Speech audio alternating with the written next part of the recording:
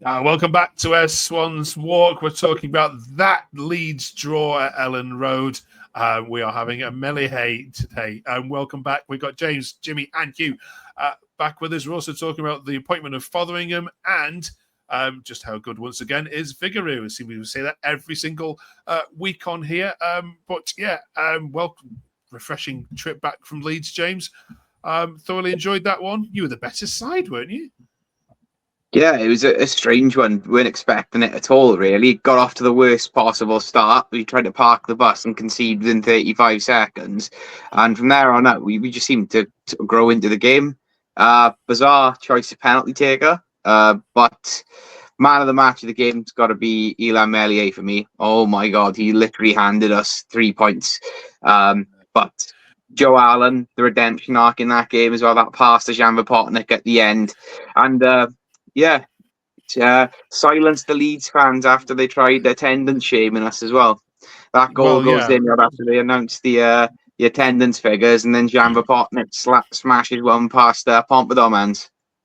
Yeah, I was going to come on to that, but we'll come on to it now, given that you've mentioned it. I mean, we've all been to football games where the attendance is read out, but they did this against Millwall, and they had a point to make against Millwall, but it's a bit disrespectful, Hugh, isn't it? 700 and whatever 40 fans travel from Swansea to Leeds, which is a heck of a journey anyway. After the international break, to read out the whole attendance and then include that, is it a bit of a slap? Given that you were respectful for the applause, of course, on 25 minutes as well. Yeah, absolutely. I think it's a cheap shot. Didn't need to do it. It's backfired on them when we've had the last laugh, so I'm happy with that. Serves them right. And let's look at not saying the Queen as the goal went in, which the King, which is even better for me. Okay. Brilliant. Yes. Speaking on behalf of all Sheffield United and Burnley fans, we love you, Swansea. Says all things Sheffield United. Okay. Listen, Michael says Sheehan brings the energy. I think he's doing a great job. Gary says top class today. Lawrence, the whole team played their part, and we play like that for the remainder of the season. We will all be happy. Yeah. Jimmy, we've got some happy Swans fans this week, and we can't say any bad words about Sheehan either. Are you a happy Swans fan with how things are going? I mean, after the weekend, absolutely, I'm a happy Swansea fan because I think it's probably the best I've seen us in a very long time. And I said, even at 2-1, I think I wouldn't even have been too angry if we lost that game because we didn't deserve to at all. I think, I would say dominated most of the game, had plenty of chances, Tymon, obviously, with the penalty. But again, you could argue if that does go in, it's a completely different game. We might not even have got the point out of it if they did, because obviously then you're defending a 1-1 for 80 minutes rather than chasing it for the whole game. But I thought we were brilliant. Sheehan, fair play. He's doing what he needs to do, keep us in the league. That's what he's been tasked to do. That's why he was kept on to the end of the season. And 6 points now against Derby and Plymouth, and I think that should be us safe for this season now. Yeah, you're not going down, are you, James? Let's be fair, not with performances like that in the bag as well. So a couple more. Very varied bunch this week. Have my kids. Vivi says has allied. Luke says good point, but please, someone tell us why Tymon was on that pen. And John the Swan says great warning, great result that this club should come with a government health warning. Given how up and down it is. Right, James, why was he on that penalty? That was a very bizarre choice. I honestly don't understand, unless he's been smashing them in training, but he never looked confident. They showed it on Sky Sports. He never looked confident stepping up for him. It's a nice height for the keeper. There's not a lot of conviction, and it's not right in the corner.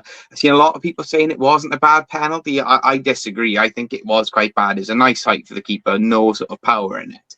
You've got Harry Darling, who's got a rocket of a right foot, and then you've got Lewis O'Brien, and you've got top scorer Cullen. Surely they'd be in the conversation before Josh Tymon. I just think it seems quite random, unless, like I said, he's been absolutely smashing them in for fun in training. It does seem a bizarre choice, though. Hugh, we can't let this particular pod crawl out without a shout out to the goalkeeper again. I know we're getting bored of mentioning his names, but yeah, is he within the top 5 goalkeepers in the division? Yeah, absolutely. For me, he is on performances this season, absolutely in form. When he first came in, I didn't know much about him. I've got to be honest. I was a bit disappointed, especially after we could have had Rushworth back from Brighton, I thought. And when he came in, I was like, but he's just absolutely delivered for us. I think he's been massive. 1 or 2 mistakes, but it's his first proper full season in a while, I think, as well. He was pretty much warming the bench at Burnley. And probably joint signing of the season alongside Franco for me. Okay. It's 2 big games up next then, Jimmy, as it's Derby and Plymouth you've already highlighted. I think 2 results there that will determine whether Plymouth go down, certainly by that point, or not. And also will determine Cardiff's fate as well, no doubt. 2 wins from this, or even 1 win from this, do you see yourself safe?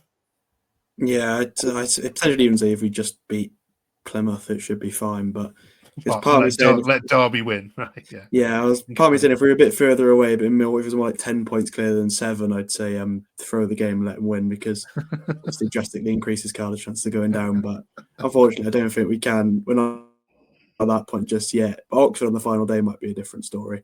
We might be able to shut that one if they're still down there. But yeah, I think we should be fine. It's just one of them seasons where we've not really got away from it, but we're not really in. There's so many teams below us at the minute. And I think, as I said, if we play like we did against Leeds, there's absolutely no hope we lose to any of them teams. So I'm quite content with even 3 from the next 2.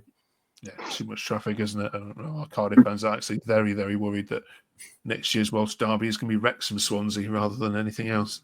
Right, James, in between all of that, we've had an appointment of Mark Fotheringham. The club now, Huddersfield fans wrinkled their eyebrows at this, given that what he's cited as one of the worst appointments they've made. What was your view of it all? First of all, if you train with intensity, you won't be in my team. Is what comes to mind. It's that video, it's that clip all the time. But he, for me, summarises what we would be in for if Sheehan and co were to get the job full time. He's not, he's not a typical Swansea City sort of coach or manager. I think it is just a case of someone who's available at the time. Doesn't fill me with sort of great optimism seeing someone of his caliber. Then you've got Richard Tymon, who's come in from Solihull Moors as well. Can't really say a lot about him. He's only just hung his boots up in the last 12 months. But I sort of reached out to Huddersfield fans and asked them for what their opinion is on Huddersfield. And, well, I probably can't read someone about on there if I'm being honest, but it wasn't a glowing reference at all. But it was bizarre. Alan Sheehan said he's considered one of the best coaches in Germany. Somehow I don't think he is. I really, really don't think he is if you go and ask the Huddersfield fans. No. We've spoken to Huddersfield fans, of course, on here, and they were very quick to message saying most boring football they've ever seen under Fotheringham. So it doesn't bode well, Hugh, but does it? But I mean, look, 7 games left, season's nearly now over. Does it even matter that much? I think if we stay up, job done, then no. But as James has said, I don't want to see any of the 3 of them here next year. I think the whole club needs a reset next year, top to bottom, and that includes the management and a lot of the players. If they steer us to safety, which for me is not 100% guaranteed yet, I'm still looking over my shoulder a little bit, then they deserve the praise, they deserve the handshake, and then off you pop. Can I just say one thing as well there? If you look at how we've approached this, where else in the league would this happen? Where else would an interim manager be allowed to bring in his entire backroom staff for 7 or 8 games? It's just so typical Swansea City. It's just a strange way of operating. I don't understand it at all. I'd have felt a little bit more comfortable with Anthony Wright and Chris O'Leary being the backups there, really. I know it's a lot of work, but these are guys who've got the club's best interest in heart. They're not coming in for a short-term payday. And they're not, diametrically opposed to the way that we play football as well. Yeah, good shots. Thanks for that.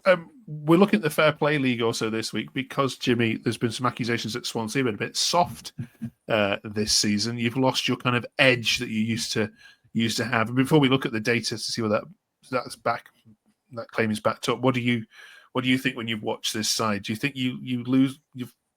You're lacking a bit of nastiness, of ruthlessness, especially in the middle of the park? Yeah, I'd probably say so. I think we've never really been one of them teams as scrappy. We've always played the nice football and kept it quite calm. You don't really see people unless you're Jay Fulton half the time, you don't really see people diving into tackles left, right, and centre. But I think Franco maybe brought a bit of it back this year. He's very, he scraps for every single ball every time. He will battle. But I would not be surprised if we're probably one of the teams with the least cards this season, because I can't really remember too many games of us getting more than one. I think we've only had one red all season. So yeah, I can't imagine this very much. Okay, which actually matches exactly what the data suggests. You are the 5th nicest team in the league out of all the 24 sides. Yeah, 1 red card, as you mentioned, 63 yellow cards, which, given that Leeds are at the top there with 59, it's not much between you at all. Yeah, so you are soft, James. Does that surprise you? No, not really. I mean, I can't ever remember a time where we've been sort of that nasty side to play against, And I was watching us when we were down in League Two, and we've never sort of been that really sort of nasty, sort of in your face kind of team. So that actually, yeah, exactly how I feel about the club. I don't think I've ever seen us be like a Millwall or a Stoke. We've always sort of, like James said, we've always been that nice team to play against. You're not really going to get too much trouble off us. When we look at the players also, Hugh, as well, when you rank the players in terms of yellow cards, there isn't a Swansea player in the top 30 in terms of cards and reds. That just says a lot, doesn't it? That, you don't have that kind of player that, antagonizes other players and gets yellows for, silly fouls and things like that. Does that bother you? I mean, you've played football in your times. You've played competitive sports. Do you want to see your team just to be a bit more rough and ready? It's a difficult one, because I'm quite happy that we haven't had stupid yellow cards and red cards, to be perfectly honest with you. When you look at Liam Walsh for Luton this year, he's had 2 red cards within 2 minutes of coming on twice, and he used to play for us. So when you look at stuff like that, I'm quite happy we're kind of in the top 5, really. I don't think it's the end of the world. We could do a little bit more niggle, probably a little bit more competitive, but yeah, overall, I'm pretty happy with that. It's not an issue for me. Okay, all right. Let us know what you think in the comments below. Does it surprise you that Swansea are the 5th nicest side in the division? Finally, this week, the old international debate has reared its head again, given our time off watching Wales. So we're asking you for the final time, if you in your lifetime were to see one of these events, which one would it be? Swansea winning a serious trophy, or they said England and didn't finish it. Wales winning. I didn't finish it. Wales winning the World Cup or the Euros. James, what would it be for you? Unless it was Swansea winning the Champions League, I'd probably say for Wales winning the World Cup, because that would just be almost I wouldn't say impossible, but it would be just one of those sort of like almost like that game over like Leicester City winning the Premier League. It would kind of be up there with that. So unless you were offering me the Champions League with Swansea, it would be World Cup with Wales. Okay, blood would boil, wouldn't you, over this side of the border if that was to happen? You?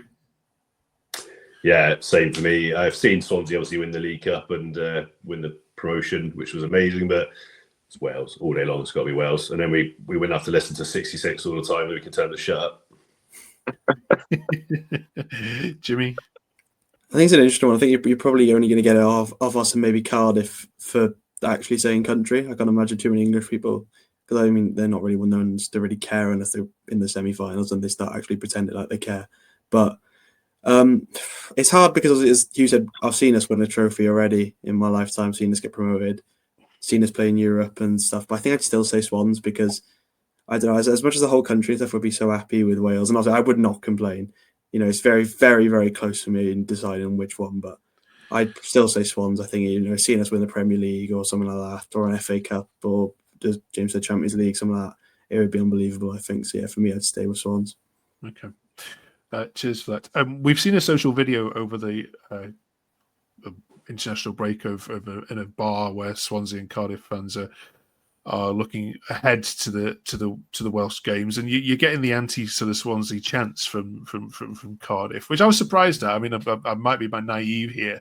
I tend to have this idea that tribalism goes out the window when Wales play, but this social media video went a little bit viral, and it started a debate online as to should we put these things aside when Wales play. Does any of you have a strong view on it at all? Yeah. Yeah, I think we should. I think, yeah, it's just ridiculous. There's just no need for it. Like, I've seen stuff about like the Swansea fan got punched by a Cardiff fan for questioning why they had the bloody Cardiff City song on in a pub. And I've seen someone else, like someone ripped a Swansea flag down when they're at the Wales game. Like, they push us all together as one movement. But if Cardiff fans are acting like that, then there's no point, because if you can't set it aside, I mean, we'd be insane because we play at Cardiff Stadium. So we'd be like, we wouldn't go because it's Cardiff. It's just stupid, in my opinion. I think it's just unnecessary, and just leave it at home, bring it back when the season starts again. Yeah. James, you? Yeah, it's a strange one. Our mortals obviously together stronger. However, there's a few sort of idiots out there that want to take that tribalism into, and we're not going to get anywhere. Like I said, we've got a rather small fan base, and you compare to other international sites where everyone just needs to come together for that one. Like, so I remember watching Wales-Ukraine out in Zante with a bunch of lads from Cardiff. I know it was a great time. We were all enjoying it, and for 90 minutes, none of us cared what side of the M4 we were from. We were all invested in Wales. So I don't see why we can't just put it aside for that. It just seems ridiculous to me. Well said. Hugh, anything to add? Yeah, absolutely. Completely agree with both of them. It's Wales first for me. Look, we're not innocent, Swans fans. We've got our numpties as well, but the last few times it seems to be more often not them, not the road. And it's just not needed. You don't see Newport and Wrexham kicking off as much as you see the Cardiff lot picking holes and our support all the time saying we don't go away, whereas we do travel away to Wales quite often. I've been away, I've been to the World Cup, spent thousands of pounds to watch my country. Let's just be one nation, stick together. Okay. Yeah, well said. And you were right actually when you said earlier that it would be Cardiff who also said they want Wales to win. It's actually been the southern clubs actually. The more south you go, Portsmouth, QPR. The Northerners, us up here in the north, care less about England winning, which is interesting. Divide some masters levels assignment there if anyone's interested in looking at why that is the case. Right, thank you very much, you guys. Appreciate that. Derby County then up next. We'll chat about that, of course, next week. So we also look ahead to Plymouth as well. Join us in 7 days' time for that. Thank you all. Have a great week.